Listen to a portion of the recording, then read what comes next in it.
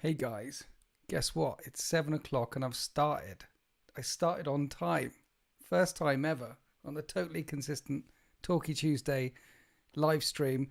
That's Alex SEO's. He left them there yesterday. We played a game trying out the new Chaos Space Marine Codex, which isn't even out yet. And that was fun.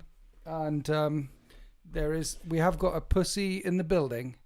Hello, Epic Votan, Craven, and Merker. Badger King, Wraith Raider is in the chat.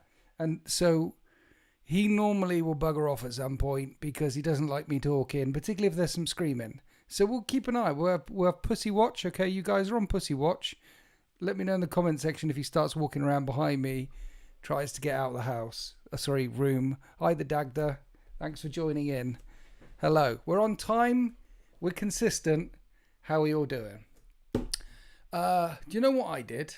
I bought a mug because I gave away the last mug that I had to an Australian or New Zealander. I don't know. I'm not even sure the country exists because, he wanted to be a mug club member, sell them as well.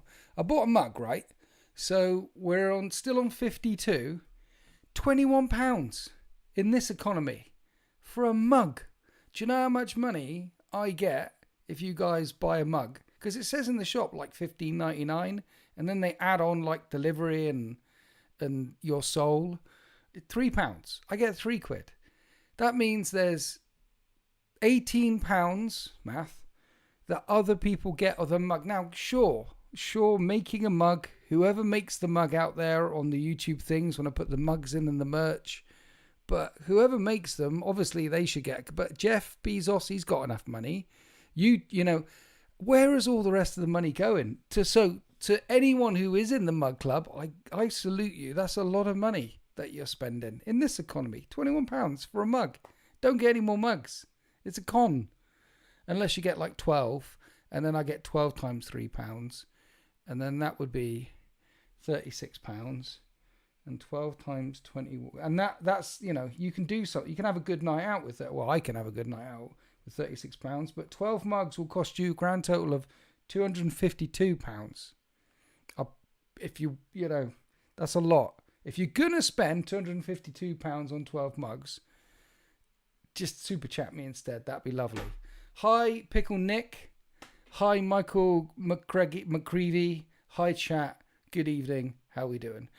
So a few things to chat about. First up, good battle report of the weekend. One's in the chat if you actually saw the battle report this weekend. The Tau versus the Orcs. I'm loving the Orcs at the moment. I almost put in the title for the stream, is our Orcs the best faction? Are Orcs the best faction? One's in the chat. If you actually saw the battle report, anyone, because I quite like that. I'm enjoying playing with the Green Tide at the moment. I'm enjoying playing Orcs at the moment. The Tyranids, I went on a bit of a rant in that. See, we've got some Wats. Hi, Wolfboot Chronicle, still not changing name to Stylus. West coast of Sweden, and it's sunny over there, huh? We've got 3 people in the chat actually saw the battle report. Thanks for your ones. 4. Not watched it yet. Don't spoil it. I'm not going to spoil it, Adam. What's up? Quits the Nerd is back from No Retreat. And Wraith Raider, thank you. £5 super chat. Thank you. You are a legend. I have GG's in the chat for Wraith Rider, please. GG's for Wraith Rider. This is in lieu of me buying a mug. Well, it's £5. I get more. It's £3 I get for a mug. £5 you've given me almost 2 mugs worth plus some extra. Thank you. Nothing witty to add, but yes, Orcs are the best, of course. I mean, as a Tau player, I can say Orcs is the best. Orcs, as far as factions go, they're a pretty good faction. I like them. The codex feels good. There's some legs in it. There's some nice detachments in it. They've still got weapons that blow up in their face in it. Chewie's in the chat as well. Quipster Nerd's in the chat. Chewie's in the chat. Stylus is in the chat. He still hasn't changed his name for Wolfbook Chronicles. Quipster Nerd, got the crap kicked out of my army at No Retreats, but had fun and won a painting award. Of course you won a painting award, Quipster, because you were an awesome painter. Did you win a game, Quipster, at No Retreat? any game at all, by the way, of the 4. Or do you do 5? Probably 4. Chewy, good to see you in the chat as well, because the Signal Part 2 of our campaign is coming out tomorrow. And Quipster did an interview over at Black Crow, and there's a Russian. I can't read that. GG's. Thank you for the GG for Wraith Raider. Yeah, what are we talking about? Quipster, did you win any is the first thing. 4 losses and a draw, so you do play 5 times. You're quite good, Quipster. I've played you a chunk of times. You're actually quite a good gamer. I'm quite surprised that you lost 4 times. I mean, at least you didn't lose them all. There was a draw in there at some point. But Quipster, you can play. What happened? What happened? It is an awesome campaign. Close games all the way. Okay. Your army is bad. Well, yeah. Well, what you need to do is bring your army round here, and then we'll play it here. And what I try and do when I do battle reports is, if I'm playing a competitive game, I'll ramp it up. And if I'm playing against bad armies, I'll ramp it down. If I'm playing against narrative stuff, you try and balance it. You have a social contract. Talk to your opponent before a game. Find out what kind of game they want to play. And if you're playing someone like it's just the Age of Darkness box and a Kratos, that's all you painted. That's a pretty bad Horus Heresy list. I can stoop down to your level. Might hurt my back though. Adam said, I just dropped a kidney's worth of Dark Angel's Deathwing, even though they aren't up to much of late. But the new models look beautiful. Thank you, Pickle Nick. I'm glad you watched the battle report. You're painting orcs for Hoggy Apocalypse. They are still playable. I think the Bully Boys detachment is strong, and I think the Green Tide detachment is strong. But outside the strength, there is some depth in that codex. There is that they've got a broad model range now, and they feel fun to play. CG. The codex system is lame and disrespectful to the community. The codex system that they've always had. £70 every few years to have our armies weakened is not GW valuing its customers. GW hate us. GW hate us, CG. Seems like you're new. There's another comment by CG. Why buy from Games Workshop when 3D printers exist? Exactly. Let's all listen to CG. Let's all pirate all of our stuff. 3D print the stuff out of everything. GW hates us. You're not a proper GW. You're not a proper Warhammer. You're not in the Warhammers if you don't hate GW. Quipster does have a strong Custodes armies, Chewy, but clearly a pretty crappy Heresy army. I'm at Teams tournament this weekend because it's teams you cannot have more than one of each faction. This means I'll bring World Eaters. I've never played World Eaters. Forward. That's it. You go that way. You'll be fine. Just bring Angron along and you'll win. 2.5 Wargamers is in the chat, people. Everyone say hi to 2.5 Wargamers. Well, 2.5 Wargamers, we asked earlier on in the chat who actually saw the battle report. One's in the chat that saw the battle report because I thought it was a really good one between Orcs and Tau at the weekend. One's in the chat. I said I got 4 ones, which is in Orc language. 1, another 1, another 1, and another 1. 4 beers. What does he say? No, 4. What is it in English? Is that in Inglorious Bastards? Is it 4 or 4 the German way? Apparently it's true as well. I'm fine, friendly neighborhood inquisitor.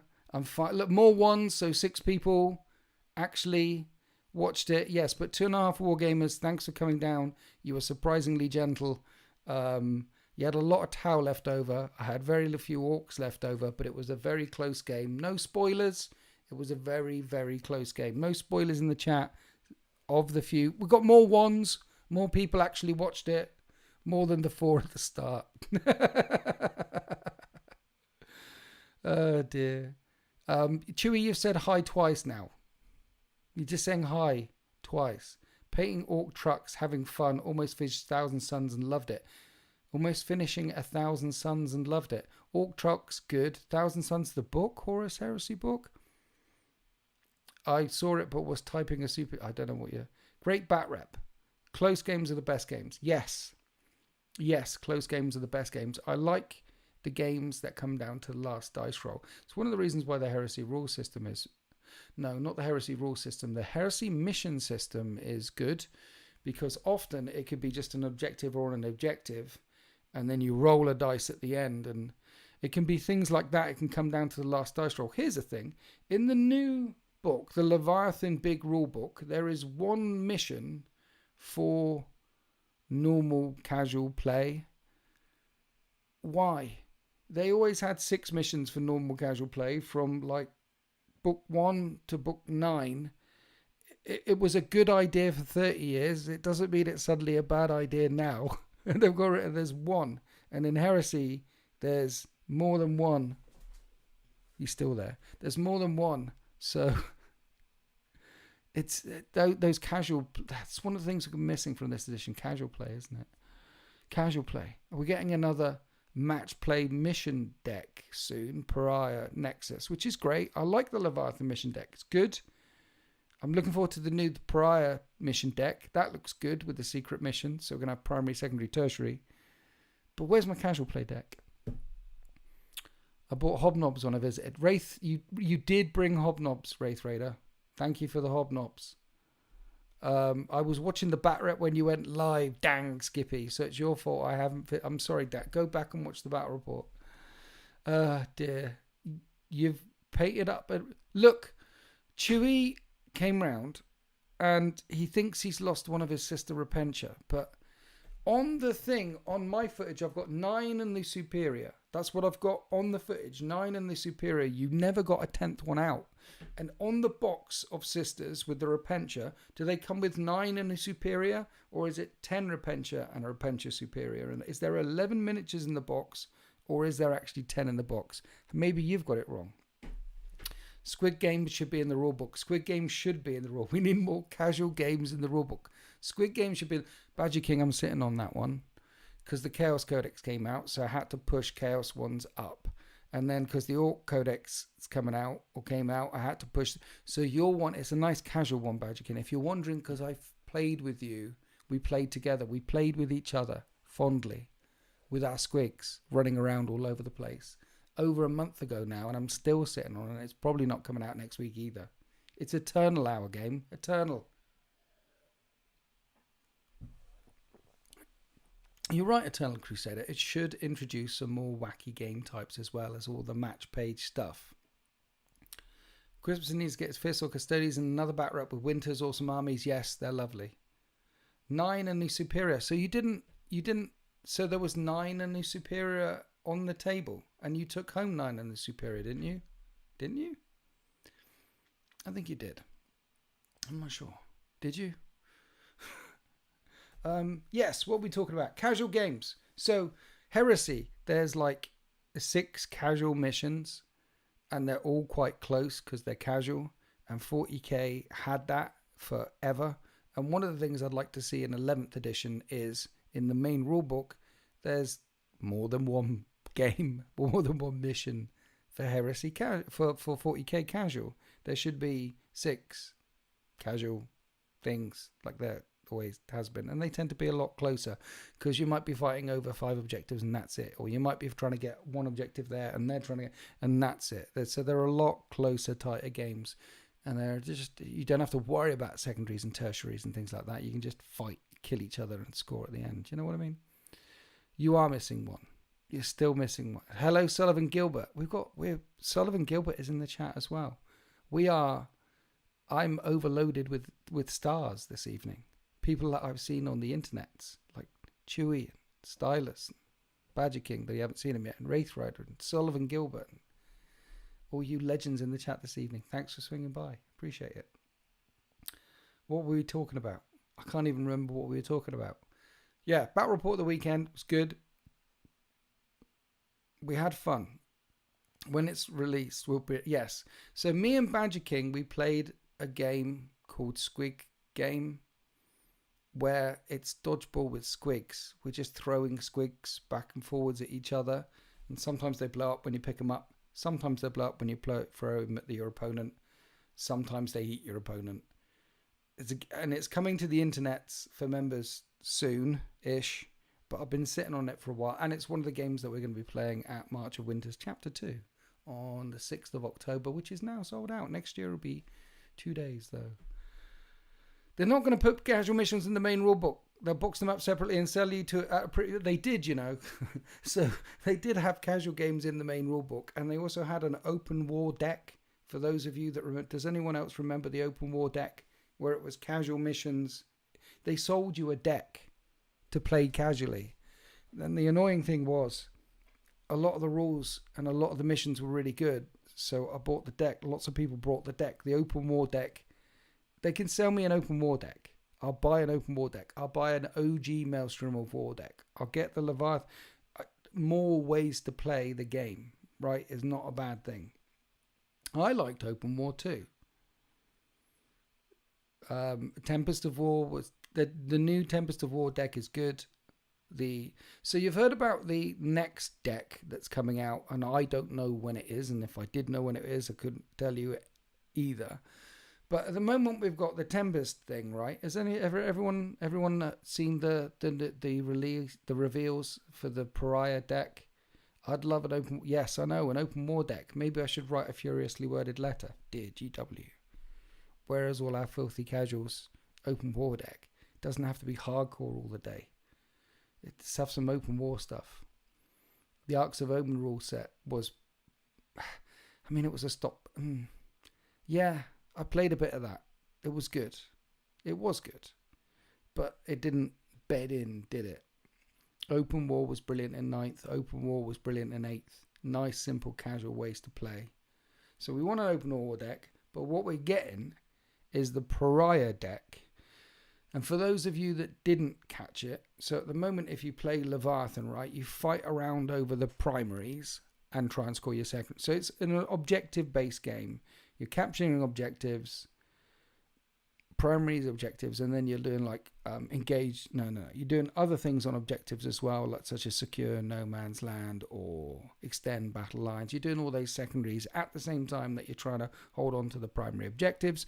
The new mission deck is, what they're going to do is, you can score, right at the moment, you can score 50 on the primaries, 40 on the secondaries. And on the new mission deck, it's still going to be 50 on the primaries, but you can choose at the start of the game to only score up to 20 on the secondaries.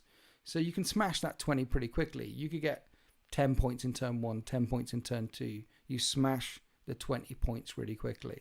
But a max of 20 on the secondaries. And you can pick one of 4 or 5. I think it's one of 4 secret missions that you keep face down and you don't tell your opponent. And if you get that, that's an additional flat 20 points that you add to your secondary. So you fight over your primaries as normal. You're trying to get your 20 secondary points instead of 40 secondary points as normal. And you're trying to do a secret mission. And they've put that in instead of that Gambit thing in the Leviathan deck that no one does. And I like the idea of a secret mission because one of them is like kill the Warlord. If you kill the Warlord, you get 20 points.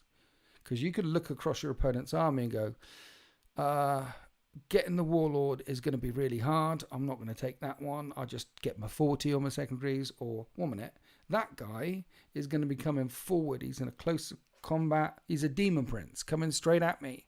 I can go for kill the Warlord. So I take the... And I like that flexibility of choice that it gives you. And the...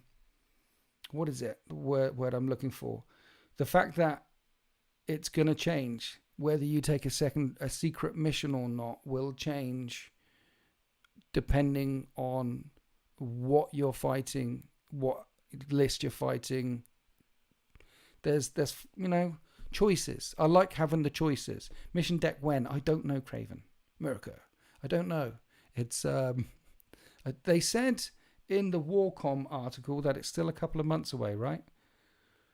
Jackus Wood. No, it's...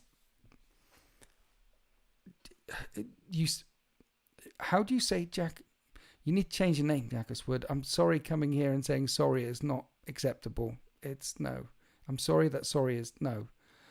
Not excited about Battleline focused objectives since they didn't give Battleline to half the former troop units.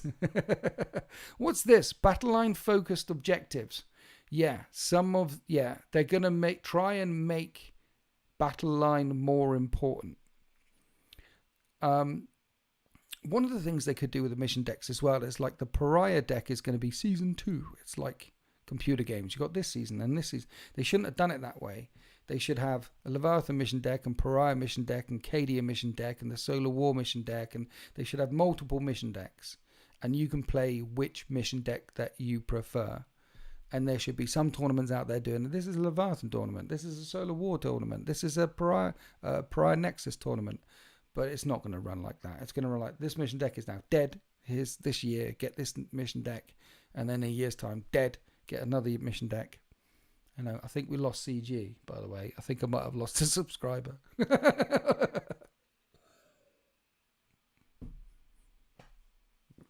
When does 40k 10.5 edition rules when?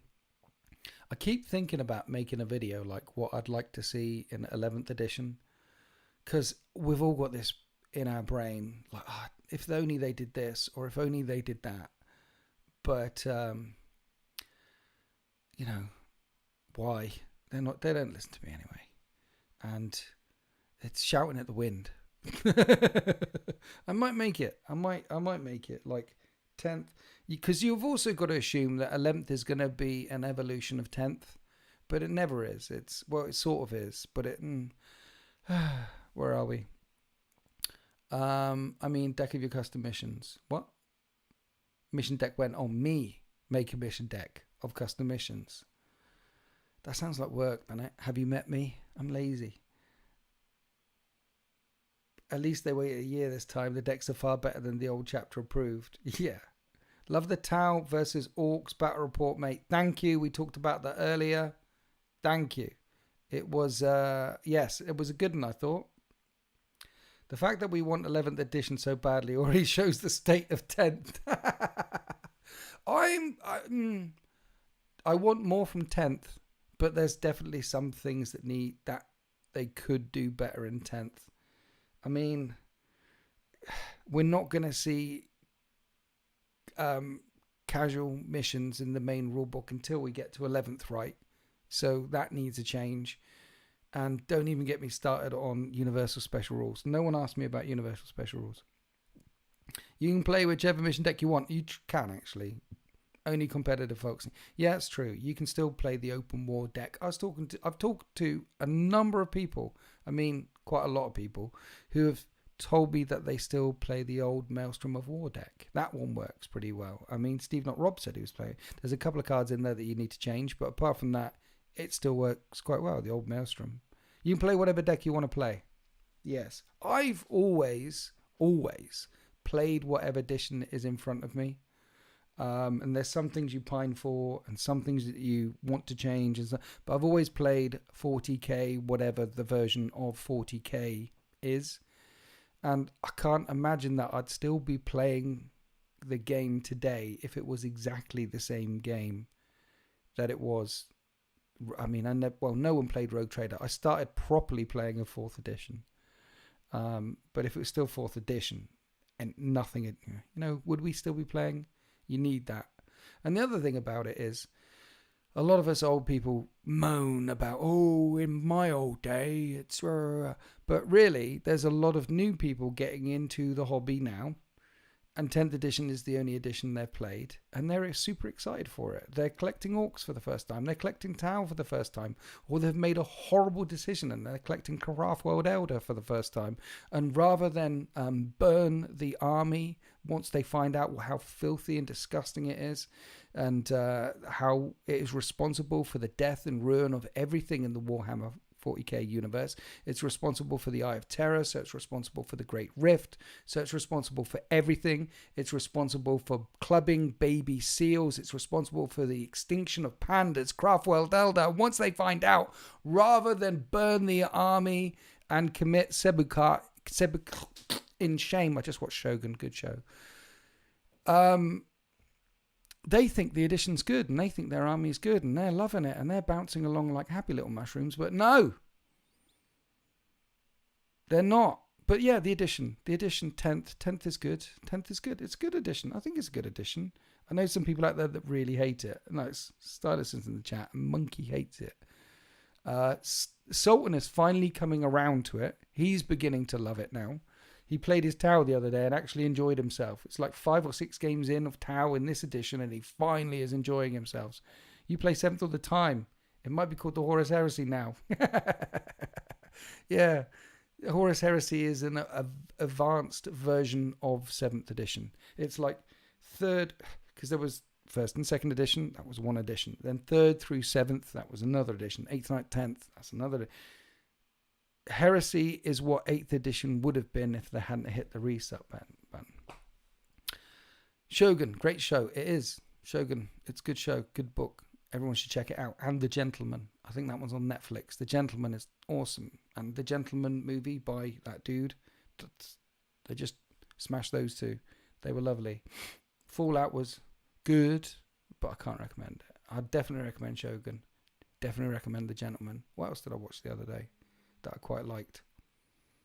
My brain. What about fluffy Eldar lists, though? No. If it's got craft worlders in, no. You're allowed your Harlequins, okay? Because it weren't their fault. They've been dancing around the webway. Their god is still alive and everything. And you can't really hate Exodites either, because they're like space hippies riding dinosaurs with laser beams strapped to the sides of their heads. Who doesn't want to see a space hippie elf riding a dinosaur? I mean, they're bringing out dinosaurs finally. They've got the crew riding around on dinosaur-looking things. I mean, here's a crew riding around on a dinosaur-looking thing. Someone at Games Workshop has, hey, look, people like dinosaurs. Let's get them into 40k. I mean, people like Gundam. Let's invent a whole new race. These guys, they would sell like hotcakes if it wasn't a crew on top of it. So the space hippies, well, you can't, they're good as well. And then the Drukhari, they're absolutely evil, and they know it. And you got to love that, right? You got to love the Darth Vader. You got to love Eric Cartman. You got to love Gollum. You got these truly reprehensible characters that can't be redeemed. Even Frodo, couldn't redeem Gollum. These Stewie. From Family Guy, you gotta love that. It's the reprehensible. It's the awful. Let's stitch another head on top of your head and have some leather bat wings, and let's get lots of pay. You gotta like that. You gotta appreciate the effort. It takes a lot of effort to be that mean. So they're fine too. But the Craft World Eldar, what have they ever done for us? Should do Lizard Men for 40k. Sultan Plays is in the chat as well. Like I said, we're Sultan. We are overwhelmed with interweb people today. I've got Stylus, got Sultan, got Chewy, got Quipster, got 2.5 War Gamers, and all you other people in the chat. Woodsy is here. Nope, Bring the Skaven. Apologies, Winters. I haven't played 40k in over 2 years. How are my beloved Black Legion and Chaos Space Marines doing in general at the moment? Well, Crow, good of you to ask. The Chaos Space Marine Codex is launching. The pre-orders are up right now, and you've got a brand new codex with a couple of new miniatures in it. Your Chaos Lords are back with either a hammer or a jump pack. That's pretty much the only newish models in it. But the range is good. The detachments, a couple of them are really good. The points are about the right level, and there's a couple of codexes out at the moment which I wouldn't recommend anyone getting an army for, because they're like they missed the mark on them. But Chaos Space Marines is one of them that feels good to me. Like the Orcs one feels good, the Necron ones feels good, the Chaos Space Marine ones feels good. I'd say Chaos Space Marines are in a pretty good right now. They're unique. Their rule that they have is sustained hits or lethal hits. They make a Dark Pact. They pray to the Dark Gods. Every time, you can choose to pray to the Dark Gods every time you want to shoot or fight. So if you're playing Chaos Space Marines, you're going to be praying to the Dark Gods, praying to the Dark Gods, praying to the Dark Gods every time you want to shoot or fight. And sometimes the Dark Gods will hurt you and do mortal wounds.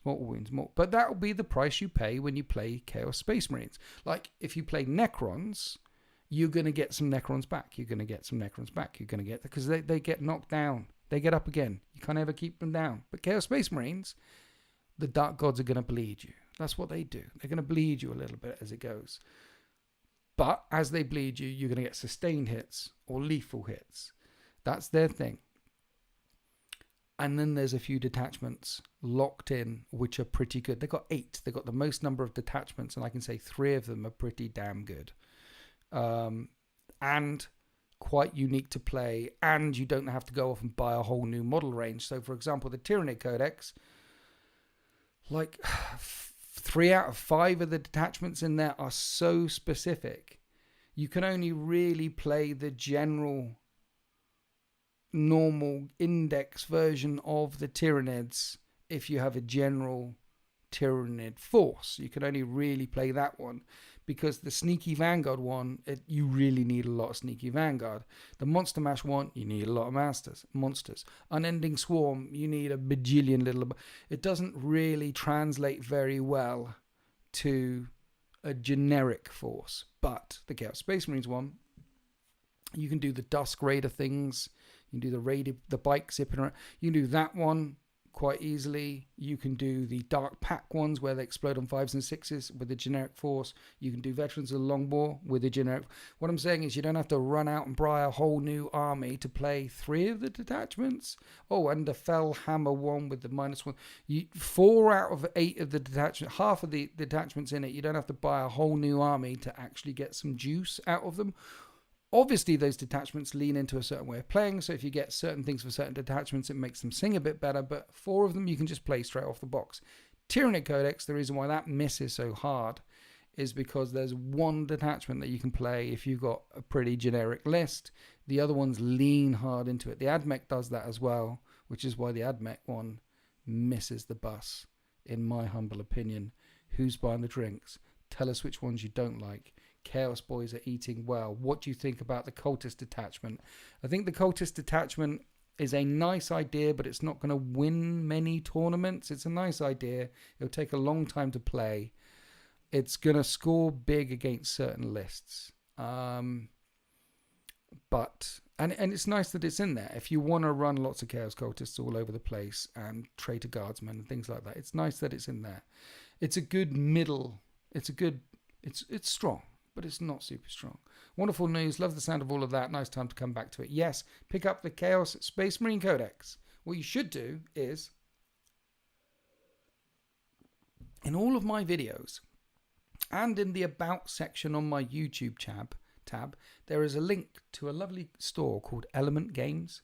And if you buy your hobby supplies through Element Games, using the link in all my videos, or in the About section, then you'll get extra crystals, and it's worth more money. You get crystals in your bank, and then I get crystals too if you use the link.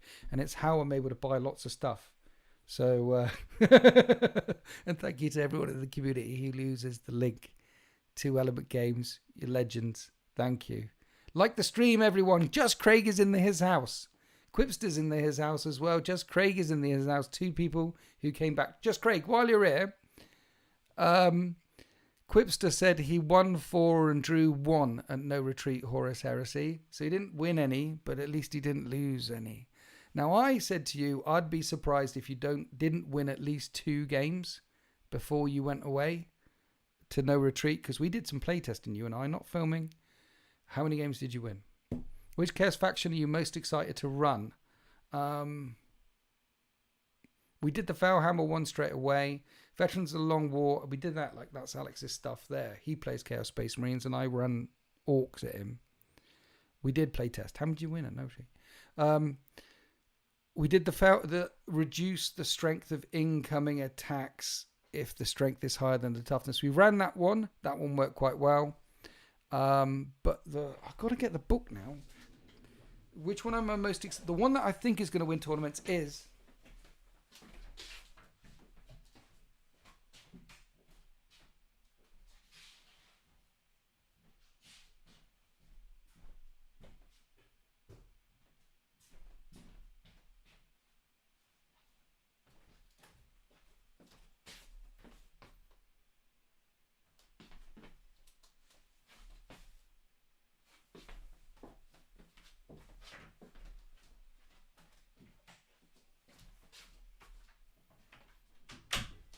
First up, I left the light on in the other room. Second up, it was sat there all along.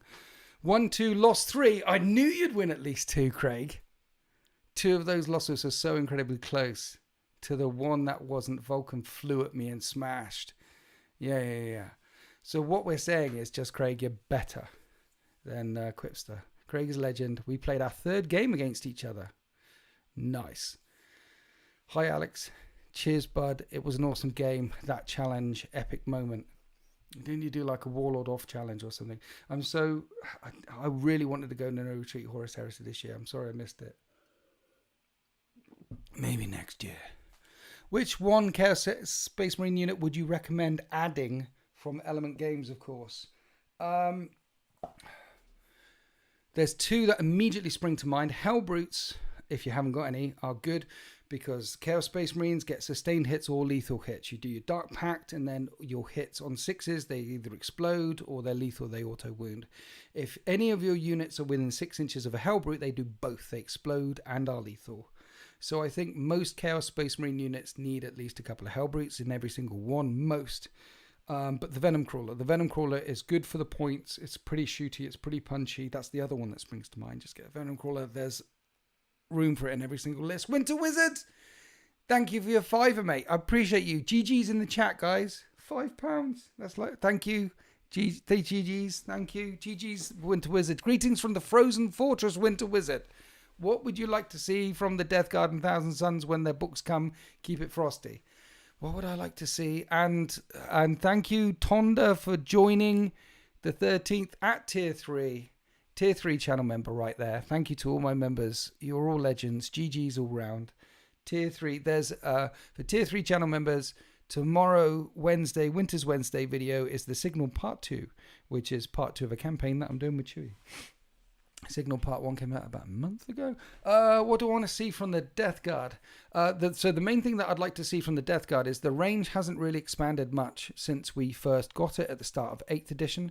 And what the Death Guard need is some fast options. Now, that sounds a bit counterintuitive for Death Guard, but there can be some units that, I mean, you've got drones and crawlers. Actually, they've got fast options. I was thinking about something demonic and sluggy and quick. I'm just thinking about models, essentially. I want to see, the model range hasn't expanded very much. It'd be nice, maybe not quick then. Guns. We have an anti-tank issue.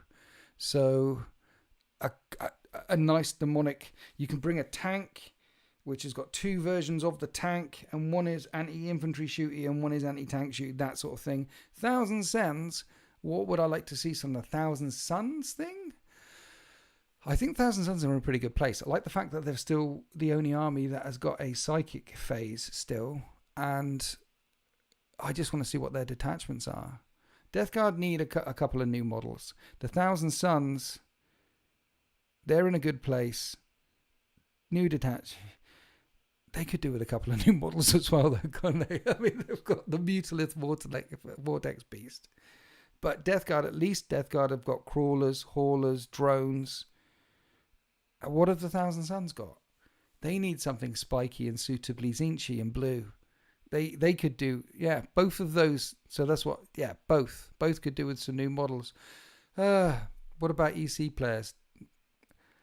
Where are we? Are you too ashamed of our Ultramarines Custodians games to put it up? It's going to go up. It's going to go up. It's probably going to go up this week as well. So I'll probably on Thursday or Friday. Look, I played a game with Just Craig back in the day, and it's like a couple of months ago now, and I've been waiting to put it in and waiting to put it in and waiting to put it in. The problem with this game is one of the factions in this game lost really. It was bad. It went badly. And it happens sometimes when you play a game. Sometimes it just goes badly. So I think I'm going to put that one up as an extra one for members. So this week for members. So I've said it now. So I'll have to do it now. There'll be 2 battle reports going up for members. I don't think it would get much traction on the main YouTubes. But it's a nice one there for any Horus Heresy members who want to watch it. It's there. Like, this is how bad it can get sometimes. Plague Marine Devastators with handheld entropy cannons. Oh, Timothy Fowler. Now you're talking my language. Plague Marine Devastators with handheld entropy cannons. We need anti-tank. That would be awesome. Entropy cannons with a bit longer range. GG can take anti-tank, usually Predators and War Dog allies. I don't like taking Predators because I want my Death Guard to look like... You can get Predators in all the armies. I want it to be Death Guard. I know they can do Land Raiders as well. Okay, there's a pretty, Psychic Dreadnought for Thousand Suns. Yes, Thousand Suns need a Demon Engine Dreadnoughts, Thralls, and Melee Rubric Marines. They could do with Melee Rubric Marines because they're Rubric Marines, and they could. But some kind of Demon Engine or two. I mean, it's the Thousand Suns. They should have some sort of demonic engine, like a crawler, like a hauler, like a drone. Kopesh wielding rubrics would be great. Yes. Yes to all of the above. Horus Heresy battle reports. I can't see that. Over 40k for me anytime. Thousand Suns that paint themselves so I don't have to.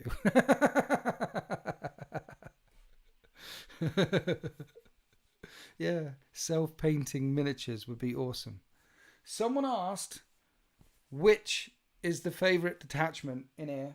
The one that I think... Veterans of the Long War is going to work. Veterans of the Long War, which has got Oath of Moment, is going to work because it's also got Armour of Contempt. Of course, the Oath of Moment is called Focus of Hatred, and Armour of Contempt is called Contemptuous Disregard, but it's the same thing. So it's going to work because of that, but it's mainly going to work because of Bringers of Despair 2CP fights first strat, which is... all of us would like a stratagem in all of our detachments. Whenever we play for 2CP, we just fight first because that can change a game. They charge you with the thing. No, 2CP, I'm fighting first. That's a game changer. So Veterans of the Long War is going to be doing really good. But I think the one that is going to do well in tournaments is Renegade Raiders. And I also like the look of Renegade Raiders, that +1 AP. Whenever you're attacking something within range of an objective, and you get assault weapons as well for your whole army, but it's the +1 AP on anything within range of an objective because this game is all about objectives, and there's an advance and charge strat. And the enhancements are pretty useful as well. This one's good, Renegade Raiders. Another one that is really good but won't do well at tournaments is the Soulforge Warp Pack. That's the Demon Engine one that you want. It's get all the Demon Engines except for Vashtor. Get Forge Fiends, Mauler Fiends, and that one. That's going to be really fun to play, really hard to play against, except at tournaments, because what people will do is they'll just pick, instead of doing random draw on the cards, they'll have Bring It Down No Prisoners and get 4 points for no prisoners everything, and 4 points for they just kill one thing. No, because it's all going to be that one is going to be really interesting. Veterans is good. The Raiders is good, and Fellhammer Siege Host, that one's good as well, which is the minus strength incoming. That's going to be good for Possessed. I mentioned about this last time. Possessed, Chosen, and Terminators and stuff like that. Your Bretonian Knights need more anti-tank, Sultan. Yeah. There are tanks in Old World. There's the big dwarven tank with the thing. Bye, America. Wary Frader. I was on a train with work colleagues today. They asked what audio I was listening to. The Infinite and the Divine, which led me trying to explain what 40k was. It's a tough thing to explain. There's a YouTube video called 40k in under 1 minute or 40k in under 2 minutes or something. It's genius. I forget what it's called. It's had millions of views or high view. Yeah, Empire Steam Tank is an absolute chonker. See, there are tanks in Old World. Tanks in Old World. You need tanks. Yeah, Death Guard. Death Guard need a new model. Thousand Suns need a new model. But what they do is like Canoness with wings. Or here's your Chaos Lord with a jump pack back. It's like, where's my new? one, you know? I'm breathing. Bye. Do you mean I'm leaving? Bye, Sultan. I'll see you tomorrow for a game. We're not filming. I'd like more super weird Drukhari and some new Tau battle suits. I would like to see XV9 hazard suits come out in plastic. Those Tau battle suits, the old Forge World hazard ones, are the prettiest battle suits they did. They look super mean. They brought them in for the Taurus campaign, and them in plastic. They could do more battle suits. I mean, Ghost Kill, what have they got? XV88s, XV8s, Ghost Kill, Riptide, Storm Surge, Stealth. They could do some more. That's not enough. More Tau suits. You have 4?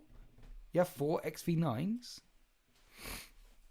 They missed a trick with no combat Tau suits. Yeah, I mean, that's what the XV9 was. It was... The XV9 suit was a higher toughness burst cannon. It either had dual burst cannons on or dual flamers on some missiles. It was a tougher, faster suit that could get in, and it was their version of close combat. Get in and go, brrr. That's me making the sound of a minigun, nuking everything in front and then jumping away again. That's what it was designed to do.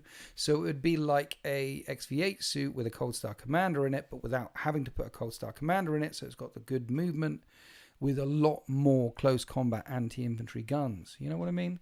We need to see Sultan make a Heresy debut. I know, right? I know. If only he just painted up loads and loads and loads of Solar Auxilia that I gave him. Sultan. Talking about painting up loads of Solar Auxilia, I got some more for you. Get to it, bruh. What happened to the 7? Or whatever they called. The 7, they're in The Boys TV show, Amazon.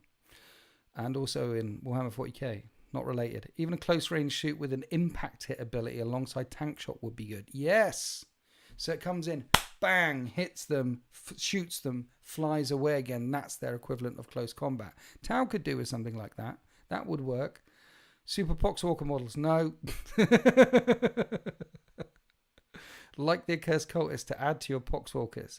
Yeah, but if there were any cultists in a Death Guard army, they would just end up getting enough. So instead of the Poxwalkers, because they've got Curse of the Walking Pox, another diseased. But they would be diseased. They wouldn't just be they'd be fallen. They'd need a bandage. Okay, they'd need a couple of paracetamol when they lie down. Ah, dear. The 8 Farsuit dudes. The 8. It's not the 7. It's the 8. The 7 is okay. It's the 8. Yeah, the 7 is the boys. The 8 is the Farsight dudes. What about new plastic Horus Heresy Mechanicum? Are you excited? Oh baby. Oh baby. I'm very excited for plastic Heresy Mechanicum. Very excited. The new Archmagos looks good. The Trios Armoured Conveyor looks good. Here's the thing about that box, though. So, when the Space Marine box came out,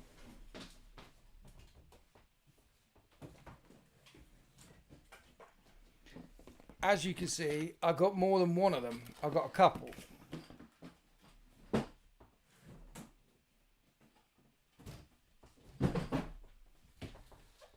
When the Solar Auxilia box came out, I made a video recommending that if you want to start a Solar Auxilia army, you need minimum 2 of these boxes. And then we had the reveals for all the plastic Horus Heresy stuff. And as someone who plays Mechanicum and loves Mechanicum and has got a big Mechanicum army, biggish, it's not that big. It's about 4,000 points. But I can't recommend getting more than one of those boxes if you were to start a Mechanicum army. And I'm really excited to see them. The reason why is you don't want more than 20 Ad Secularis Covenant. You're not going to want more than 1 Archmagos Dominus. You can't field one. You know, like in Horus Heresy, you can have like a Chapter Master, a Praetor, essentially. And you can have 2 in the same 3,000 point list. I mean, you can not follow Force Org if you want to and have as many as you want. But there's a rule that says you've got to have a minimum of 1,000 points, then you can have another one. You can have 2. You can have the Blood Angels teamed up with the Imperial Fists, Siege of Terror style-y, having a great time, high-fivey, all that sort of stuff. You can't do that. In Mechanicum, you're only allowed one Archmagos per Tagmata. There's law reasons for that, and I love them for putting it in there, but that's the way it is. So you only want one Archmagos Dominus. You're never going to want more than 20 Ad Secularis Covenant. I've got 50 next door and never filled more than 20 of them. You're going to want one Trias Armor Conveyor. You're never going to want more than one than that. So you only want one of those boxes. You're going to want multiple of the Thalax in there, because Thalax are the best troops unit in the game. You're going to want multiple of those Castellax Battle Automata in there, because second best troops choice in the game if you bring an Archmagos that turns cybernetic into scoring, and you're going to want a couple of Thanatars because they're juicy. But a third of that, half of that box you don't want. The Trias Armor Conveyor, I don't even have one of them, so I'm going to get the box. Because AdMech don't have many things they can actually transport from A to B. In Heresy, there isn't anything. Most of it is big and stompy. You can shove some Myrmidons in there or 20 Covenant in there, but that's it. That's literally all. So I can't recommend getting more than one of those boxes. But you are going to want all the things in the box,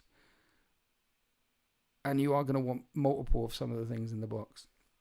Speaking of new Heresy, I just ordered the start of my 4th Heresy army. Just Craig, you have a problem. What is it? Tell the people what your 4th Heresy army is. You got Ultramarines, you got Sons of Horus. See, I knew he wouldn't stay. It's because we were opening the doors and things, and Sam. You go shit back. You go, boy.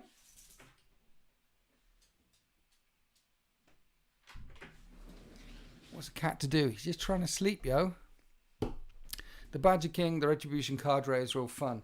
Sultan has played. We talked about you at the start, Sultan. They're actually enjoying Tau now. He played like 5 games, 6 games, 7, and they've all been. But you're enjoying it. You're enjoying it. I'm glad you're enjoying the Tau. New Necromunda starter kit. Then hopefully have an actual rulebook in it.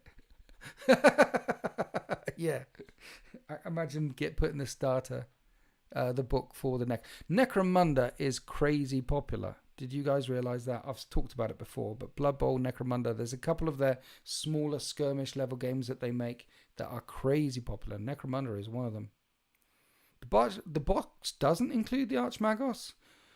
You're still only going to want one of those boxes. You're never going to want more than one Trias Armor Conveyor or 20 Ad Secularis Covenant. There is a version of a list where you could run 80 Ad Secularis Covenant, and they'll be cheap. I mean, a unit of 30 of them is 105 points.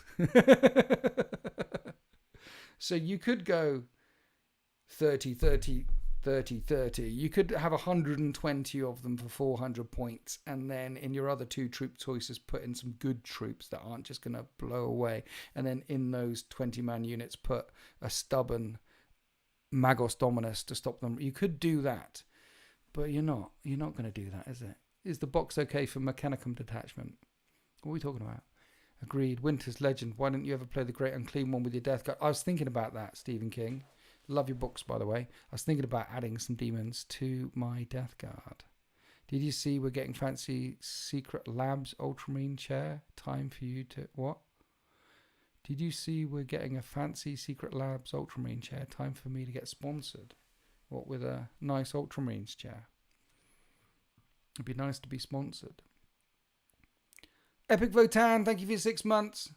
Would Mechanicum be a good first 30k army? Apparently Necromunda is big in Qatar. One of the wives of the guys in No Retreat is big. Yeah, Necromunda's big everywhere. I'll answer your question about the 30k. Necromunda's big. There is a big community. The fact that they're always releasing Necromunda stuff every single event tells you just how popular it is, and it's on the main stage. Whereas other things like, for example, Kill Team, we get them infrequently. Didn't they just nerf Mordheim, for example? But yeah, Necromunda, popular. Blood Bowl, popular. Would Mechanicum be a good first 30k army?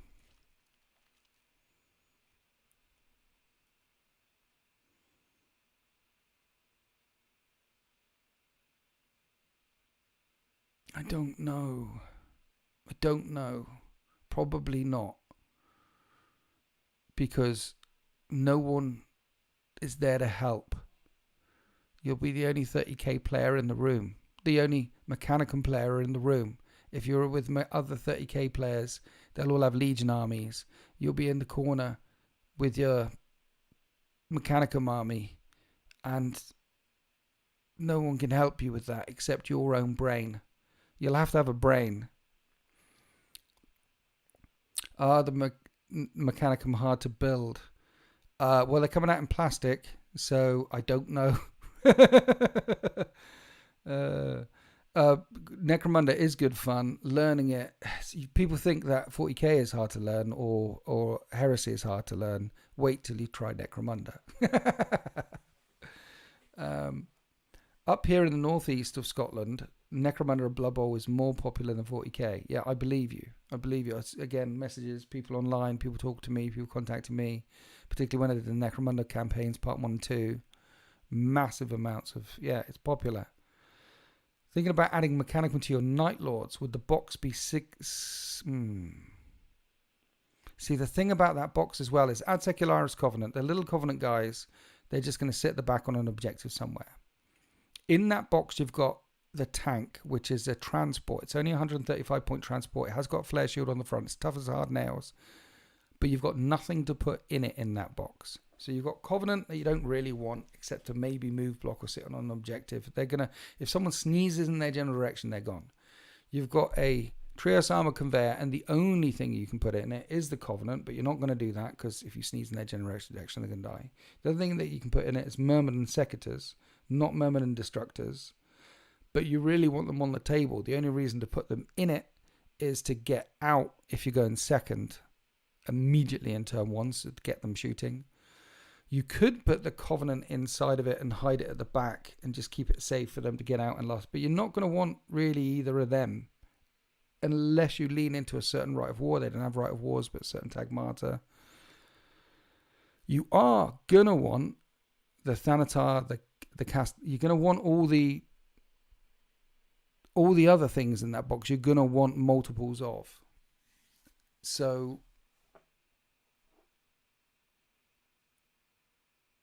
the box wouldn't be suitable for it. No, it wouldn't.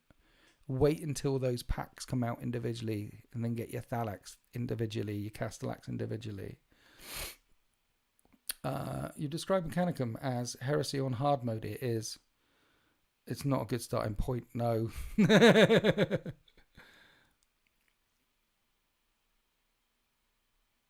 Well, the rules for Necromunda are easier to learn than Heresy, in the sense that you're only playing with 10 models. But Necromunda is split across so many books right now. So when we did the campaign, we had like literally 5 books on the go to play everything that we needed in the campaign. I think it's probably easy to learn, but it's spread across multiple sources. Sneeze and get an... Did Winters just say sneeze and get an erection and they're gone? Yes, I did. 100%. Daily Dice? Yeah, boy! Caught live. Hi, Daily Dice. Welcome to the... Your video... No, 2.5 Gamers went up this weekend. The video that I've done with you... Is it going to come up next weekend? No. Maybe. Or maybe the weekend. It's going to come up either next weekend or the weekend after that. I don't know when. It's Orcs again. Was half listening. You heard it 100%. You were half listening, but you heard 100% all of it. I definitely said sneeze and get an erection, and then they're gone. Any thoughts on the supposed Total War Warhammer 40k that chapter approved is supposedly working on? Lucky, thanks for your question. I don't have any thoughts on it, because that's the first time I'm hearing about it. Total War Warhammer 40k, eh? Instead of just Total War Warhammer. Total War Warhammer 40k. They've got to do it, haven't they? They've got to do it. I mean, there is a big theory going around that the reason why Old World came back is because of Total War Warhammer. It was just so popular, and they kept making it. You know, they burnt down the Old World and destroyed the Old World. literally either 2 weeks or 2 weeks before or 2 weeks after, I forget. Literally within 2 weeks of Total War coming out, Warhammer, and they burnt down the old world. And then they did number 2, then they did number 3, and it's so popular they brought. There's a theory going around, and I believe it. There's some shout to that. It's a popular game. They should bring it out for 40k. It will be popular. Chris Nerd, I've never played Heresy, but I played pre-8th 40k, so I guess just yes, it is. It's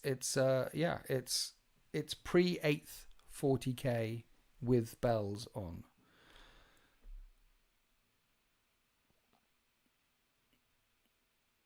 What I heard is they're working on it. It's a sci-fi Total War. Okay, so it might not be 40k Total War. It might be a sci-fi Total War, a Star Wars Total War, a Dune Total War. I think they'd need to lean into an IP. Mind you, Warhammer Total War is so popular now that if they just released Total War, the game, then people know their IP and people might just get it for this. They're supposedly doing a Star Wars 1-2, I believe it went. Yeah, okay, so we'll see what happens. Looking forward to anything from the Skulls event. Not hard mode, not Space Marine 2. Yeah, just follow the money. Just follow the money. Horus Heresy Total War. Dude. You can have Titans in it. Orbital Barrage is coming down. Heresy Total War on Isfahan, on Prospero, on Siege of Terra. Now you're talking. Because you want to have that level of destruction, right? Oh, let the galaxy burn. I have an erection over that one. Not Dawn of War 3 though. That was, but yes, we don't talk about Dawn of War 3. Yes, I would get addicted to Heresy Total War. I would. You wouldn't see me. Heresy Total War, man, dude. And if it came out on the consoles, that would smash. Meant to ask, what components did you use to make your Iron Hands Forge Lord? He looks really cool. Interestingly, you should ask. So sat next to me are 56 Iron Warriors Immortals in various states of construction, painting and finishedness with bits hanging off of them. The bases and all the bits that I got for my Iron Hands are from marchofwar.co.uk. I'm such a pain in the ass that I turn around to James and say, have you got these bits? And he'll go, yeah. Have you got these bits? And he went, have you got these bits? And he'll go, no. I say, well, make those bits. And he'll go, do I have to? I'll go, yes. So James from marchofwar.co.uk, I poked him until he made the bits that I need to make my Iron Hands look the way my Iron Hands look. And so when my Iron Hands, I mean, there's been one video so far, but when they come out, you can see that there's been quite a few. So I don't have a 3D printer, so I can't print the stuff with all the conversions, and I can't design for shit. So I talk to James, who's a designer, and say, I want these sorts of things and these sorts of, and so he can design it, and he does all the hard work and then sends me the stuff. And 90% of it say, yeah, that's good, I'll use it. And 10% of it, I'll go, well, you need to change this or shrink the head or do this or do that. Sometimes you just need a shrunken head. It doesn't need to be big and bulbous. The first head he gave me, it was a big head. So I wanted smaller head. Yeah. So marchofwar.co.uk. If you go on there, he's actually got a tag on it now, like as seen on Winter's SEO. And I've told him not all the things, like as seen on Winter's SEO, you click on that, it's mainly terrain that you might have seen. He should put there's 20 more pages of stuff that he could put on there, because I've robbed him blind of lots of things. So yeah, my wish list for the reset of for the rest of 2020 is with GW stuff is I want a rule set that lets me play the role of a Primarch or Supreme Commander, Creed Abaddon. Well, that's Heresy, mate. There is a rule set that lets you play on Terra with Primarchs, but not Creed, and it's called Heresy. Mikhail Hinyan, welcome to the 13th tier 3. GG's in the chat all round, people. GG's, welcome to the fleet. We have a new fleet member. GG's, welcome to the new fleet member. Please wipe your feet on the way in. Thank you for joining the fleet. At tier 3, you'll get an extra battle report every single Winter's Wednesday, and it's helped support me. Thank you so much. Wipe your feet on the way in. Don't annoy the Americans too much. They have all the guns. The Australians in the back are very, very loud. The British have bad teeth. And quite frankly, all the ones with children, all of you in the chat who've got children, it's irresponsible. It's unhealthy. It's unenvironmental. Children, your carbon footprint is through the roof as soon as you have a child. You know that. And one day, they can't be stopped either. One day, they'll take over the world. So apart from the people with the children and all the rest in the fleet, it's good in here. You'll be fine. Most of us actually practice bodily hygiene and use our 30-second pulse shower every single day. I have to have my Heresy battle fits. There's one coming out on Sunday. There's a Heresy battle report coming out on Sunday. Tomorrow's one for the 13th tier 3 channel members is the Signal Part 2. Sunday is a collaboration that I did with Rift Forge Studio. Yes, Rift Forge Studio. And it's a very close one. Comes down to the wire. So that's coming out on Sunday. No, and then there's the extra one that I mentioned with Craig. I need to write that one down. Just Craig. Well, we'll do it tomorrow. Just Craig Bat Rep. So the Chaos Space Marine book is looking good. The Orc book is looking good. It looks like the Tyrannid book and the Admech book were a bit wide of the mark. It looks like most of the books, though the majority of the books that they've released so far for 40k 10th edition are pretty good. I'm excited about the Chaos one. I've been playing a lot of Orcs recently. And now we're going to get Genestealer Cults and Sisters, which they said that they're going to do. Yeah, the Orc book is zogging great, mate. It's good. There's some proper teeth in there. I mean, even the Orc initial detachment, like Sixes Explode, even their basic detachment is still good. And then Bully Boys is good. Green Tide is good. I think they're going to screw up Genestealer Cults because I don't know if they've ever done a good Genestealer Cult book ever. Have they? Have they done a good one? The last one, but... And then the Sisters. They can't screw up the Sisters. There's going to have to be one Repentia, like Penitent, Forge, detachment where they're charging forward. There's going to have to be one of them.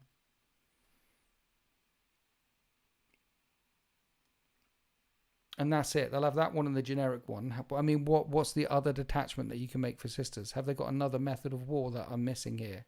They either fight like a normal army with ranks and tanks and jumpy people and shooty people and they behave themselves, or they don't behave themselves. They give them all the go juice and they go flying in. They're going, ah, and slaughter things. Did the Sisters have another way for fighting? How was the GSE index? No one plays GSE. I don't know. There's been a good bits for each, but never a great overall rule set, sadly. I know that's 40k. There's been, every edition has had good bits, but great overall. I mean, people look back at 8th edition with fondness now, but I remember playing 8th edition. People bitched the hell out of that one as well. Where's my armor values gone? Where's my vehicle? Yeah. There's one that's heavy on flamers and bolters, I think. They announced the one that gives flying unit buff. What? One like the index. Okay. One centered on repentance. Yes. Okay, those are the two that I said. One centered on jump pack units making angelic intervention and boosting other sisters. That one would work.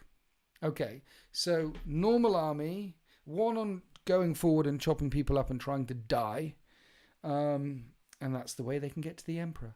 One on jumpy angelic intervention, I can get with that. And one around the Trinity. Bolter, Flamer, Melter. Yeah, it feels like they were scraping the barrel with that fourth one. It's like, oh, damn, we have to have. Why can't a codex come out with 3? What's wrong with that? What's wrong with 3? 3 is fine. I mean, let's look at the size of the World Eaters Codex for a moment. Have the World Eaters got more than one way of fighting a war? Actually, they've got two. They've got charge forward and tear everything apart. And they've got shoot the biggest guns you can find first to blow everything apart before charging in and tearing everything apart. They've got two methods of war. And they've always had two methods. They've always liked the biggest guns and the biggest tanks. They've always liked Predators, assault vehicles, shock pulse guns, all that sort of stuff. The idea that World Eaters didn't have Devastators is just, there's a name for World Eaters Devastators. They were famous. The ones that had too much cybernetic stuff. They were at the back and they're boom, and they loved watching their heads blow up and stuff. They loved big guns. They love big guns, and I cannot lie. Yeah. But I mean, are they going to have more than two for World Eaters? I agree with GW. We need less 40k, more Heresy armies. I'm curious to see how we get the attachments. Campaign books probably, but they said, we've listened, you don't like match play rules in campaign books. And they made boarding actions.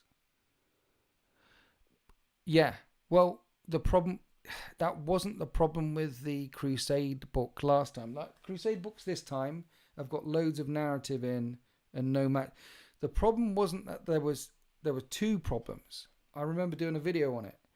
Not only was the first pass of their Crusades just stuff full of match play missions, but there was 3 pages of narrative in their narrative book. You had the first 2 at the beginning, which was half of a page and one, and then another, and then that was it. And then the rest was just rules and missions and things. 3 pages of narrative in a Crusade book is not how you do. If you're trying to push Crusade, if you're trying to push narrative, then you stuff it full of narrative. What you do is, let's face it, the 40k Crusade books are crap. No one plays them. This is how you do a narrative book. If anyone has picked this up, all my Heresy brothers out there will know that this has got plenty of rules in, but it's also got plenty of the lovely maps and the lovely things and the lovely missions. It's got all the juice. It's got, where are we? Look, you need maps. It's the narrative in here is, I did a video. This one's a good one. Where's the map? I can't find the map. Talk amongst yourselves. I can't, it's, anyway. If the Crusade books tried to lean this way, they might actually sell a few more. Well, they won't. They won't. I mean, they need to, so the problem is, let's face it, the problem is Games Workshop, 10th edition, Warhammer 40k, it's all about competitive play. And if you play Warhammer 40k competitively and with that mindset in mind, using your codexes, using the rules, and you're trying to compete at this game, then the game sings, it works, it moves. It's meant to be played with that kind of intention behind it.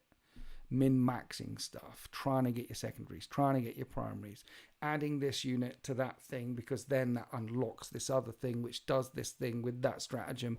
That's what they're kind of trying to go for with 40k 10th edition. And they prove it by there's no open war deck. There's only one mission for casual players in the main rule book. There's been no casual play support. They're not leaning towards casual play at the moment. They could do both, by the way. It doesn't need to be one or the other. Just like we have Kill Team and Apocalypse and 40k and Heresy. Just like you've got these different game systems, different rule systems. Also in 40k, it's big enough to have a competitive rule set. It's big enough to have casual missions in it as well. But they're not leaning that way.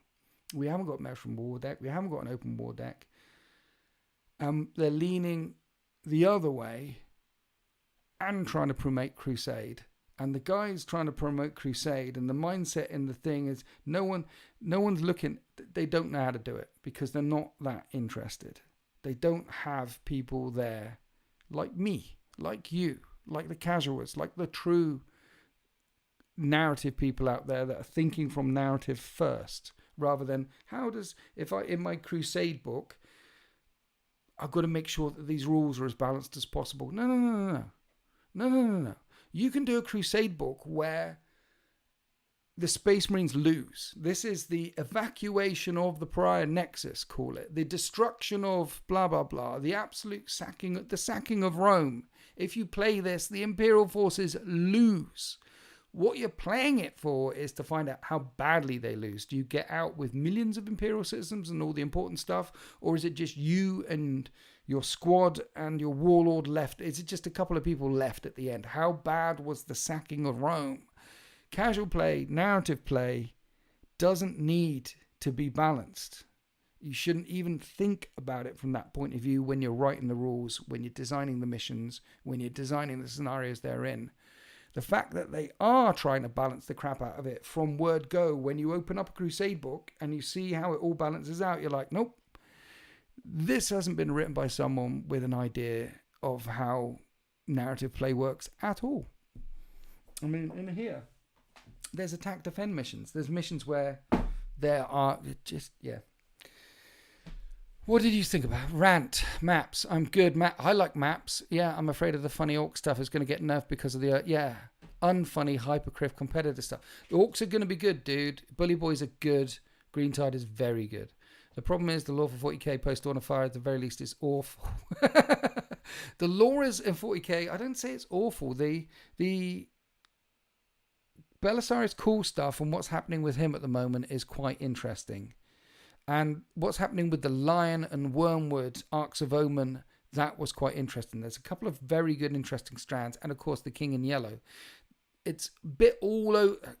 There's a lot of it that's crap, and it's really broad. What they need is a series bringing it together. The Dawn of Fire isn't that series because it's not that series. They need something to pull it together. And it doesn't have to be a big series either. You could do that in a crusade book. Launch your crusade book, boom, which brings a couple of threads together and da-da-da. But, they're not even thinking that way. You don't need to release hundreds of narrative books, just release City Fight. So Liam T, boom, I'm with you. They need to release, so say they release, you've got like City Fight, Planet Strike, Stronghold Assault, and Apocalypse, right? So that's 4 different ways of playing casual play. City Fight, we all know what that is. Planet Strike is attack or defend when someone's land. Yeah, these are old things. Stronghold Assault, we know what that is. Well, if they had a book, they release a book and call it Warhammer 40k Narrative Play or Warhammer 40k, whatever you want to call it, Narrative Play, Narrative Missions. Warhammer 40k Narrative Missions. And in this book, there's some maps and there's some missions and it's that much missions we get, and it's all maps and stories and pictures and gorgeous stuff for Planet Strike. And then you have that much of maps and gorgeous stuff and pictures and missions, and only needs 3 or 4 missions with 3 or 4 twists and 4 Apocalypse. And then that you could put it all in one book, and that for City Fight. Do you know what I mean? You could stick it all in one book. Narrative missions for Warhammer 40k, one book. It would sell like hotcakes. What they would do if they even thought about leaning that way, they'll release it as 4 different books, and the first 2 books wouldn't sell very well, so they'd can the second 2 books and they'll go away from the narrative play idea altogether, and then we won't see it again for another 28 editions. But they should do that now, like release the open war deck, and we'd buy the crap out of it, and I'd play the crap out of it, and you see a lot of battle reports with it. But they won't, because they're not even thinking that way. Planet Strike was awesome. It was. We badly need narrative supplements. We do. Hint, hint, Captain Wheaters. They're not going to listen to me. Or maybe just one book entitled Pandemonium. Ooh, that's coming, Timothy. The lore is disjointed as hell. Yes. It feels like they're burning the goodwill the company spent decades building in exchange for quick profits. They've always burnt the goodwill in exchange for... That's the MO. That's them. That's what it was like that a decade ago. It was like that a decade before that. That's why this hobby recycles so many people so quickly, because it burns them out and da-da-da. It's why Heresy is terrific. They did release City Fight, etc. It was called Chapter Approved in 8th edition. Did they?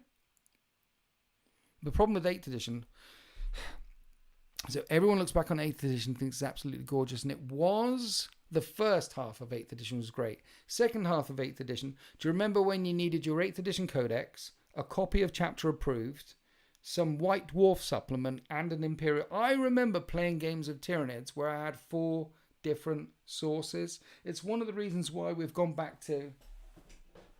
And they still had a lot of that hanging over in 9th edition where you need multiple books in order to play your army. It's one of the reasons why we've gone back to this. Like 2 pages, your entire detachment done.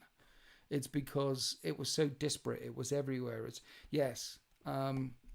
So they may have released chapter approved in 8th edition and all the other bits in 8th edition. But that part of it... It's complicated. It was all over the place. Rules for your army should only be in your army books. That could be a chapter approved mission book with no rules for your army, just narrative thing. You needed a whole pile of books. It was ridiculous. I know. 8th Index was glorious, but the end of 8th was torturous. I know.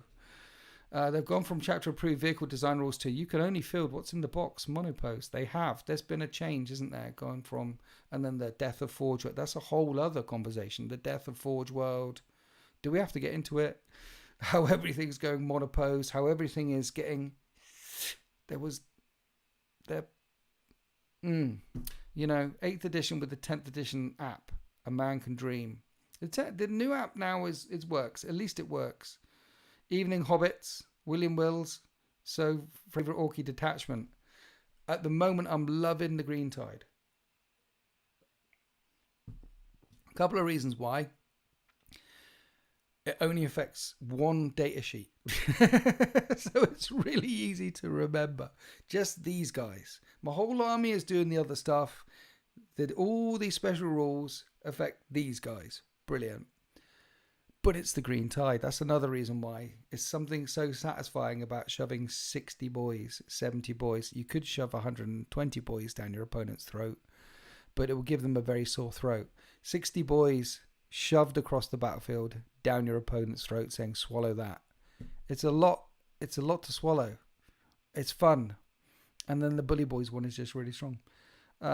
Looking forward to testing Dreadmob. I haven't even started on Dreadmob yet. I'll tell you when I get there. I've been building a battle company inspired by your firstborn bat reps. I cannot believe how good the old Tactical Devastator Vanguard kits are. Yes, they're good. The app makes me so angry.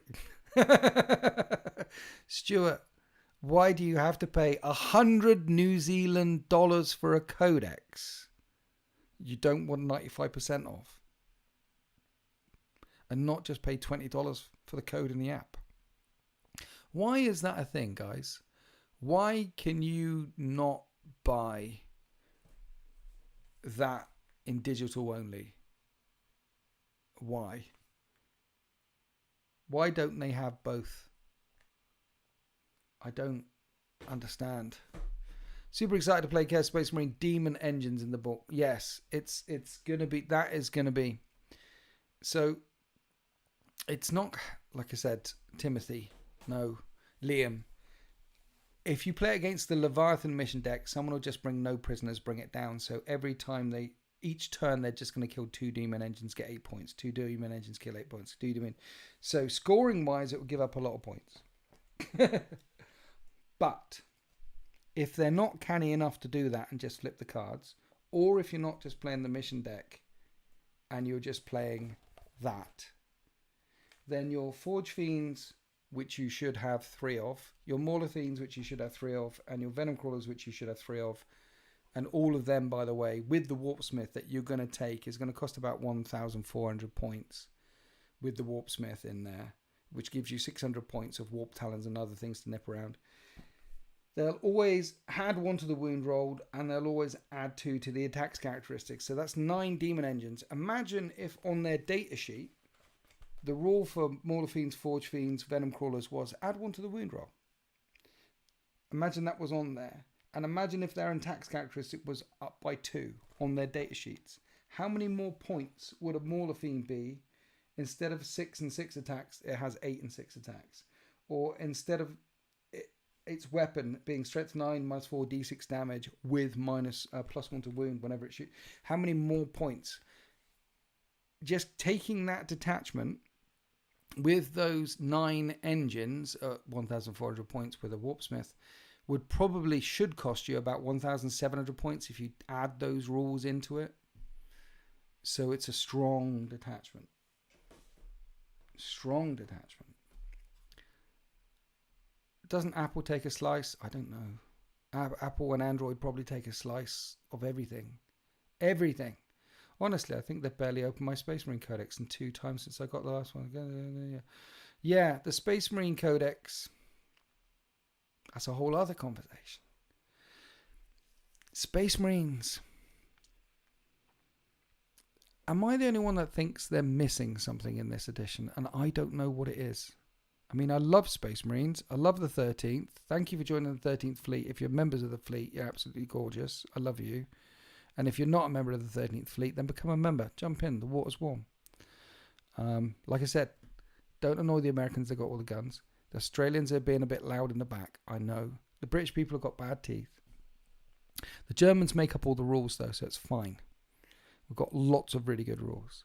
But there's something missing in the... So join in, become a member. There's something missing. There's a flavour, a spark, something missing in that Space Marine Codex. I like playing Space Marines. I love my Space Marines. I like the OG detachment. But the Iron Hands one feels a bit too specific. The Salamanders one feels a bit... What is it? Space Marines are missing Lehman Russ. It's Shock Assault. The Marines miss. Not the rules. Shock Assault.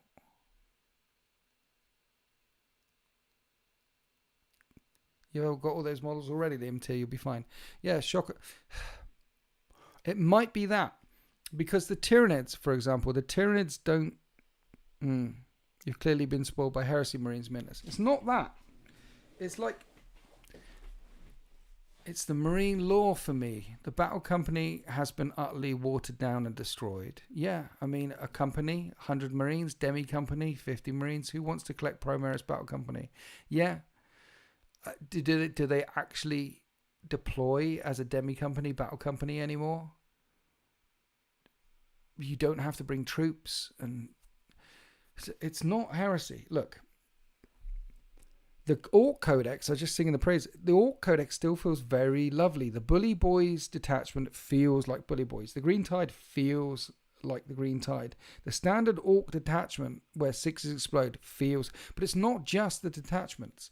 There's still plenty of hazardous weaponry in there. I know I take it. I love it when it blows up in my face. There's still plenty of kooky things that can happen. You can have a weird boy that wants to teleport to jump to the other side of the battlefield, and it doesn't happen twice. You can have that happen. It's still got those kooky things. There's less kooky things in it than there was. Granted, it's not as punishing as it could have been in the old days, but it still feels orky when you're playing orcs. And that's because some of the core rules and core detachments in it. Necrons, they get up again, they get up again, they get up again, and they've got some really weird weaponry, like the monoliths, they still feel quite Necron-y when you play them. Tyranids are missing something too, because they used to have a mean psychic phase, and synapse used to be quite important, and Shadow in the Warp used to be and Shadow in the Warp isn't that important anymore. Synapse isn't important anymore. The mean psychic phase is gone. It's all watered down. Tyranids are just larger units with bigger hitboxes now, or little ones with small hitboxes, or big ones with big hitboxes, and that doesn't... Tyranids have lost something of their feel, and Space Marines, and maybe Shock Assault is it, maybe And They Shall Know No Fear is it, maybe Bolt of Discipline is it, maybe it's that is it, baked into their thing, rather than point at that, reroll all hits, Oath of Moment. That's not... Maybe that's what it is. Maybe they should have got rid of Oath of Moment, because, I mean, let's face it, Chaos Space Marines have got it now in the Long War thing. They've got it. Point at that unit, reroll all hits. Maybe it's Shock Assault. Maybe it's when they go charging in, charge or charged +1 attack. Maybe that's it. Something. Are they missing maybe a Firstborn detachment? Tyranids aren't scary anymore. I know. Hi, Stranger Come Lucky. Thanks for joining in. Stuart Fields, thank you for your 6-month membership. Enjoying a cup of Yorkshire tea in my winter's mug. Stuart, for those that don't know, he comes from a land down under, and he's drinking Yorkshire tea in a winter's mug. Legend. In the grim darkness of the future, there's only the pursuit of competitive balance. It's almost like they're purposely watered down the whole game and the law. Long live Heresy. There's a bit of lack of variety in units on the table. It's mostly just spam, redemptors and inceptors and hope to table. In many battles, it is. And in medley battle reports, it is. Not in these battle reports, though. Not in these. Are they missing a firstborn demi-company detachment where rather the hyper-specialized, like most Primaris and firstborn, is more generalized?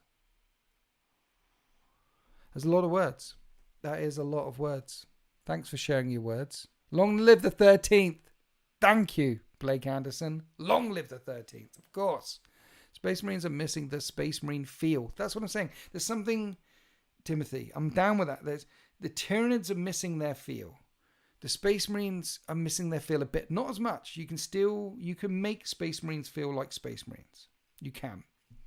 Maybe it's that we need Primaris drop pods so you can do drop pod assault. I mean, are Primaris ever going to get drop pods? Oh no, they can go normal drop pods, so we're probably not going to get them. I don't know.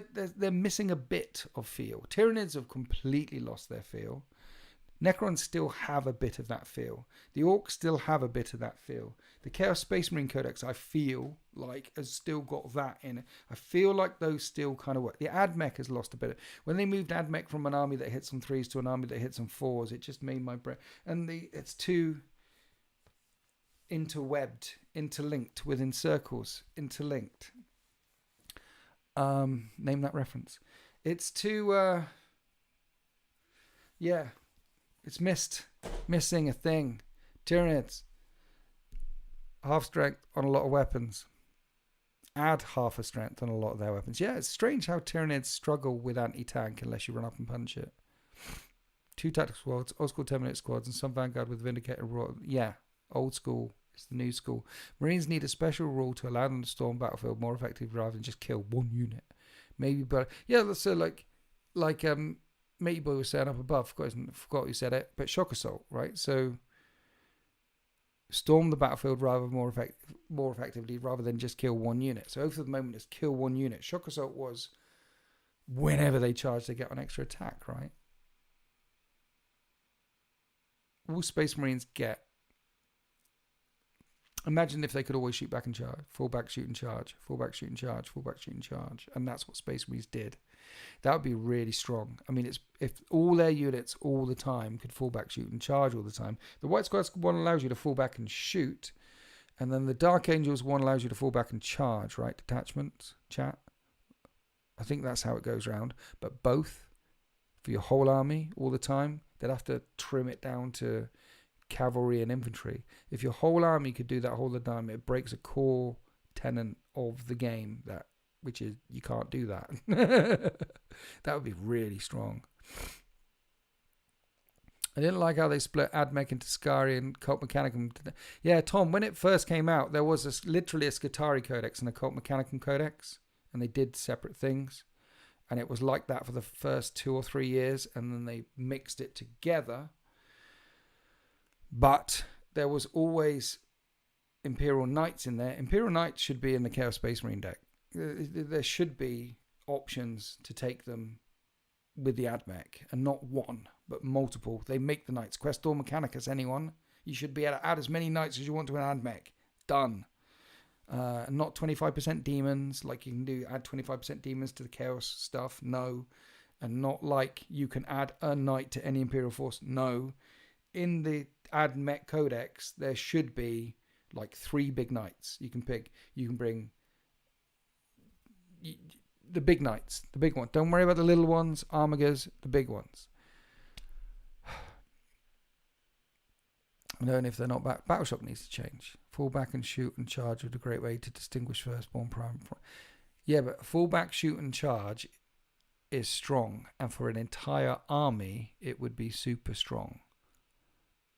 Super strong. If Battleshock wasn't pointless, Marines could have the benefits there. Yeah. Yeah. I think make Battle Shock half movement and minus. Oh, I mean, one of the things is, yeah, you can half movement and minuses to hit. That's what Battle Shock does. Good idea. I think what I would do with Battle Shock is, if your unit is Battle Shock, they have to move 6 inches directly away from the closest enemy unit. And that's it. But it will push people off of objectives, and you can get really... It's an interactive rule. Okay, I'm battle shocked. Oh, I'm not scoring that objective anymore because I'm 6 inches directly away from that thing. Or maybe you are because you strung out effectively. But it's interactive. You actually, something happens because of it, and you can't be pushed off the edge of the table, and you can't be pushed within an engagement range of an enemy unit. Simple. But it's interactive, and you can game for it. You could herd. If you're like Night Lords, battle shock you here. And if you're battle shocked, you can only take 1 battle shock per phase. But maybe Night Lords have another thing where you can take 2 battle shocks a phase. You can battle shock there, and they move 6 inches that way, they move 6 inches that way, and they get herded and move. And then Space Marines could have, and they shall know no fear, but they could re-roll battle shock tests. I know I'm going back to some old ideas that they used to have beforehand, but it worked. It was there for a reason. It lasted for 7 editions. They could stick it back in again. Rant over. Bring back 3rd ed shock attack. Yes. Yes. No. Yes. I mean, yes. On a positive note, if you had come up with a new Marine unit, what would you introduce? What would you think we need? Primaris Marines for Grey Knights. Yeah, back in the day, Marines had a rule called, and they should. Yeah, I just mentioned that. And should fear. You re-rolled leadership is what they did. They re-rolled leadership, and also when they regrouped. And I'm not saying with Battle Shock you would need to, but when they regrouped, they just move normally rather than count as pinned. But yeah, Battle Shock, make it interactive. Mask Gauge, a hefty combat unit carrying bigger than any, again, this is why I'm playing more Heresy. These also has enhancement for fallback and charge. Yeah, having units that have fallback and charge, or units that have fallback and shoot and charge, or having a strat that allows you to do it, that's fine. On a unit here or there, or a model here and there. Riptide can fallback, shoot and charge, not that it's ever charging. Baby carriers can fallback, shoot and charge. They're allowed to do that. Fetid bloat drones for the Death Guard can fall back, shoot and charge. So there's a lot of factions that have a unit that can do that, and a lot of factions have a stratagem or enhancement or something that allows another unit to do that. But if they put that across a faction, then that faction will win everything. Well, will win all the competitive things all the time, unless they double all the points for it. Anyway, I've been banging on for like an hour and a half. I try to keep them like an hour. Just, yeah, this has been fun this evening. Thanks, guys. I've enjoyed myself. The 2-minute warning. Any final questions, points, super chats, please.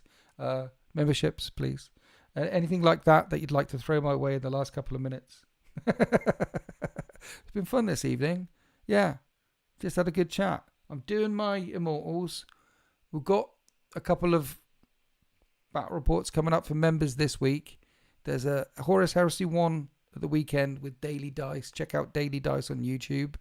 Just Craig won 2 games at No Retreat, but he had a great load of time, great load of fun. Quipster won none, but he didn't lose all of them.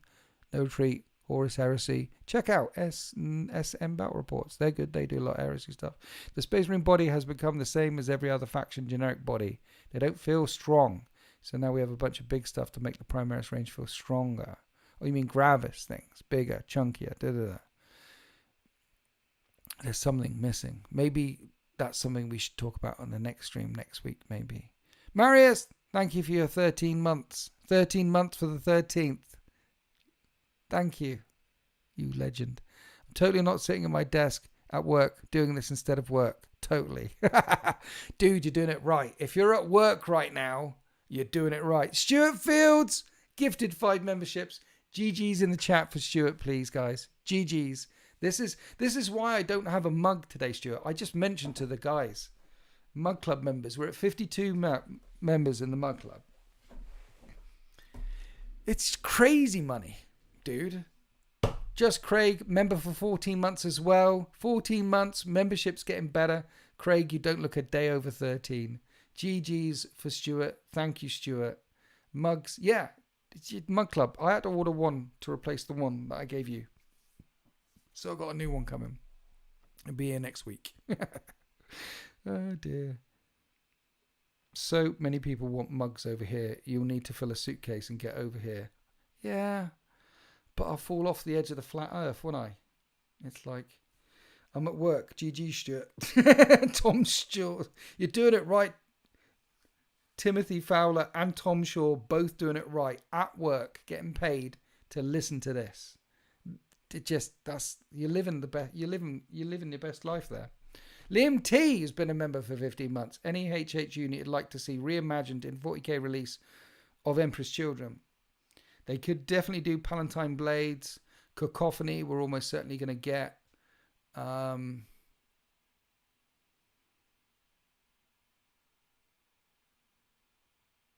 mean, that's it, right? You've got the Phoenix Blade Terminators. You've got Palatine Blades. You've got Cacophony.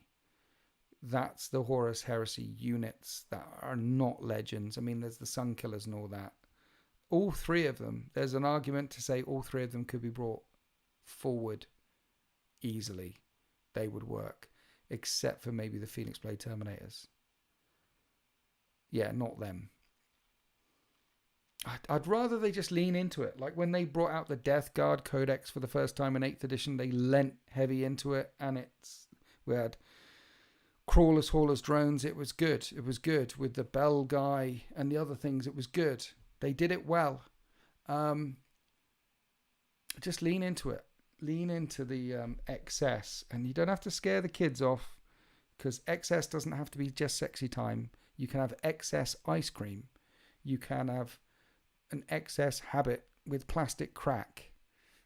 A couple of you have got an XS habit with plastic crack, I'm sure. You can have excesses of puppies licking the ice cream off your naked body. And then that is all of the Slanesh together there, isn't it? It's sexy time with the ice cream and the puppies. William Willers gifted 5 memberships as well. GG's. GG's in the chat for this, guys. Guys, thank you so much this evening. I really appreciate it. This is amazing. Thank you, William. Thank you, everyone. Thank you, Stuart Fields. GG's in the chat. Eidolon, Fulgrim. Yes, they could add them.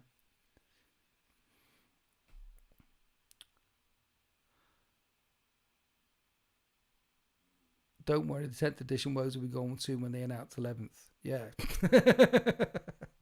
I mean, it's been a year, so we've got 2 more years of this edition, and then we'll get another one. Are you suggesting the new Emperor's Children range is going to be sculpts based on war gamers? Too good. Yeah. I mean, I'm a bit stun-locked already. Like, frag grenade went off in my brain because there's a lot of things happening on my screen, and members, and GG's, and I love you. Thanks, guys. I appreciate it very, very much. Thank you.